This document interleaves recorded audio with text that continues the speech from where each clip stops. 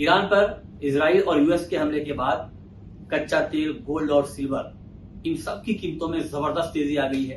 Brent crude का भाव 10% से ज्यादा बढ़कर $80 प्रति बैरल के पार चला गया है। गोल्ड में इंडियन मार्केट में करीब करीब 60,000 रुपए प्रति 10 ग्राम की तेजी आई है।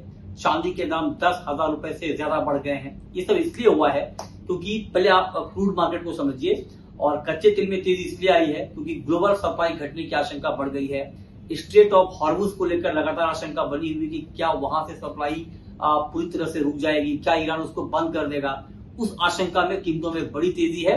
और इस बीच खबर ये भी आई कि सऊदी अरब की बड़ी तेल कंपनी है सऊदी अरामको, और सऊदी अरामको पे बड़ा हमला हुआ है उसकी रिफाइनरी पे, तो उसका भी एक बड़ा इंपैक्ट दिख रहा है। लेकिन जानकार मानते हैं कि स्ट्रेट ऑफ हॉर्मुज को बंद करना ईरान के लिए उतना आसान नहीं होगा, इसीलिए अब तक आधिकारिक ऐलान नहीं हुए हैं।